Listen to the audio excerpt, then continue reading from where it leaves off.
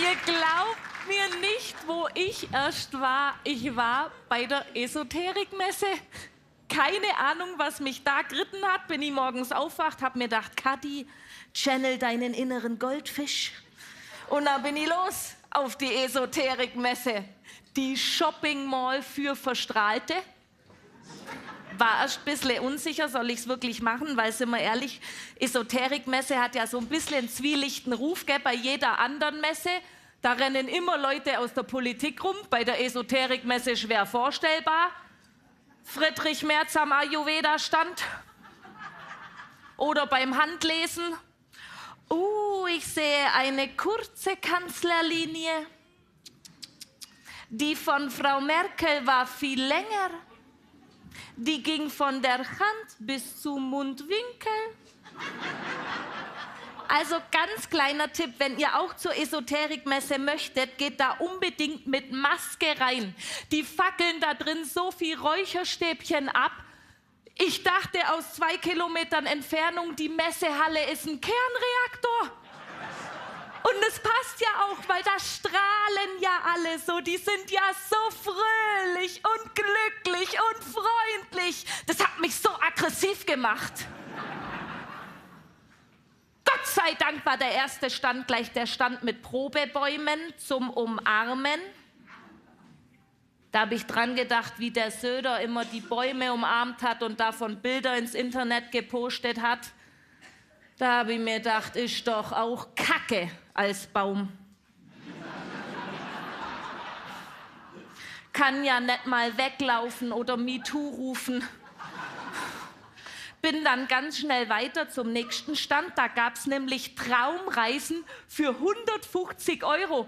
Ja, was glaubt ihr? Ich als Schwäbin, eine Traumreise 150 €. Ich bin hingerannt, los, alle mit dem Ellenbogen weg. Ich hab gesagt, wann geht der Flieger? Sagt die Dame zu mir, nein, nein, nein. Eine Traumreise ist eine Reise in dein Innerstes. 150 Stutz und alles, was ich am Schluss sehe, ist der Blinddarm. Halt den Klump. Bin dann zum nächsten Stand, der hat mich angezogen wie so eine Motte, das Licht, weil der so hell erleuchtet war. Bin ich zu dem Typen am Tresen hin, gut, was soll ich sagen, der war ehrlich gesagt so ein bisschen eine Vollenttäuschung, gell? Der Typ, der war so groß, dünn, grüne Hose, weißes Oberteil, blass, fusselige Haare, der sah aus wie eine Lauchzwiebele. Ich hab gesagt, du, was machst du und warum ist so hell? Sagt er zu mir, er ist ein Lichtarbeiter. Aha, sag ich, und wo schaffst du? Bei der NBW?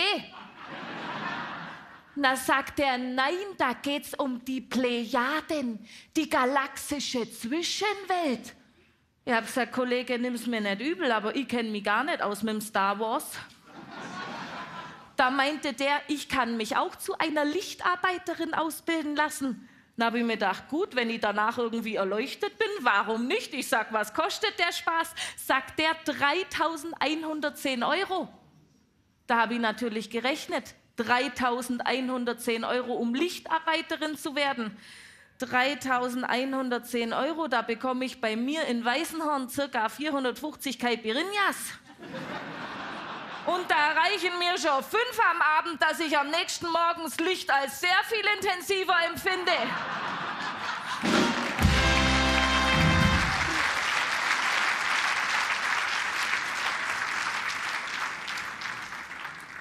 Ich bin dann zu meinem Lieblingsstand. Das war der Stand von Prem Sopani, ein Wasserschamane aus Oberschwaben. Der hat mich so nett begrüßt. Der sagt zu mir, Namaste. Ich sag, nee, danke, lieber einen Kaffee. Da meinte er, meine Aura ist verstopft. Die muss gereinigt werden. Ich sag, oha, ein spiritueller Klempner. Muss ich mich dafür eventuell ausziehen? Weil ich muss dazu sagen, der Typ war zwar komplett irre, aber der sah so gut aus. Er meinte aber, ich muss mich nicht ausziehen. Er reinigt meine Aura Kraft seiner Gedanken.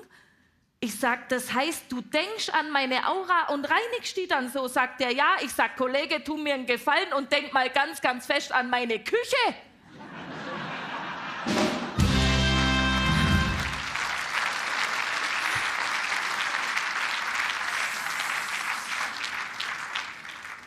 Da meinte der, ich habe zu viel negative Energie. Und wo er recht hat, hat er recht. Ich mache mir sehr viele negative Gedanken über den ganzen Zustand der Welt. Du machst dich ja auch ständig mitschuldig an dem ganzen Elend. Krisen, Klima, ZDF-Fernsehgarten. Und meine ganzen negativen Gedanken habe ich dem Bremsopani mitgeteilt. Du, der hat mich irgendwann richtig mitleidig angeschaut und drückt mir was in die Hand. Ich sag, was ist das? Ein Heilstein. Und was macht der? 69,50.